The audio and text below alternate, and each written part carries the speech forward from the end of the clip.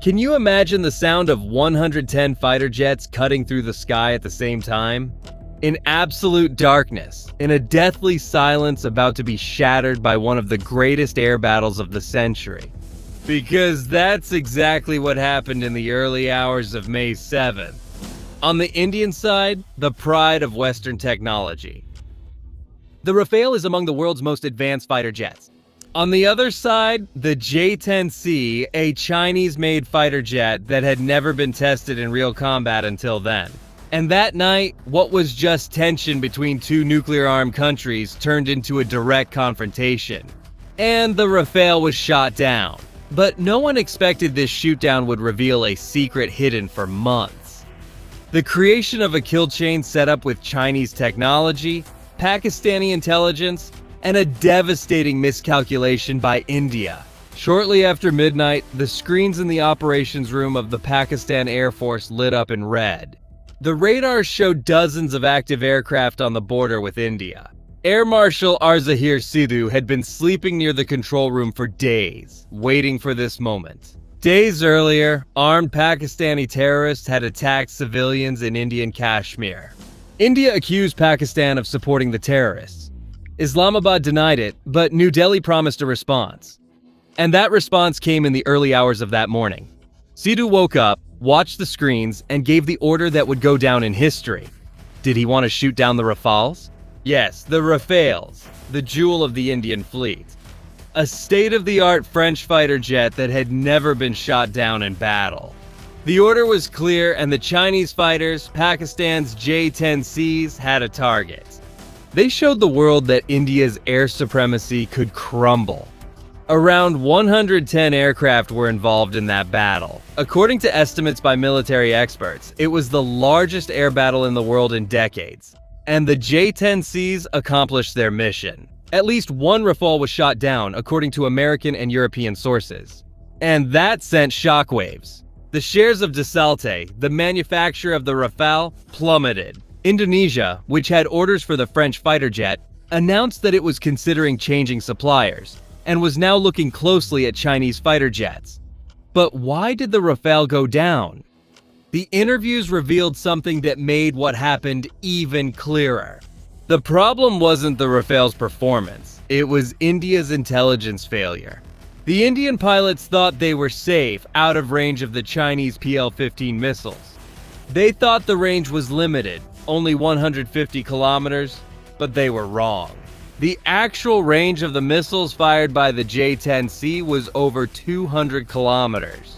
And so, Rafale was shot down without even knowing it was under attack. But it wasn't just the missile that made the difference, nor the aim of the J-10C pilot. Pakistan set up a real kill chain, connecting radars, sensors, and satellites, all coordinated by an electronic warfare system built with Chinese technology. That's the trick. This system included the Data Link 17, which allowed the J-10S to fly with their radars off, receiving information from a Swedish-made surveillance aircraft, but integrated into the Pakistani network. In other words, the J-10Cs were blind, but could see everything thanks to the remote system. India, which buys aircraft from various suppliers, France, Russia, Israel, still hasn't managed to build a unified network like Pakistan's. And that made all the difference. The former British Air Marshal, Greg Begwell, summed it up well. The winner was the side that had better situational awareness. After the Indian airstrike against targets considered terrorists in Pakistan and the downing of the Rafale, Sidhu ordered a change of posture. The Pakistani Air Force fighters stopped acting only in defense and went on the counterattack. About 70 Indian aircraft took part in the retaliation. The skies of Asia became a battlefield. And on May 10th, India announced it had destroyed at least 9 air bases and radar systems in Pakistan. They even hit a surveillance plane parked in a hangar. The Indian-made BrahMos missile crossed Pakistani defenses more than once. On that day, American authorities intervened. A ceasefire was finally agreed upon, but the tension is still in the air. After the incident, the deputy chief of the Indian Army accused Pakistan of receiving real-time information from China during the fighting. Radar transmissions and satellite data? Beijing denied it, but something important happened behind the scenes. Lieutenant General Wang Gong, chief of the Chinese Air Force, visited Pakistan. According to Pakistani officials, the meeting was to discuss how the J-10S, the PL-15 missiles, and the Data Link 17 system created the kill chain that brought down the Rafale. In other words, for Beijing, even though it was unexpected, it was a victory not only for Pakistan, but also for China.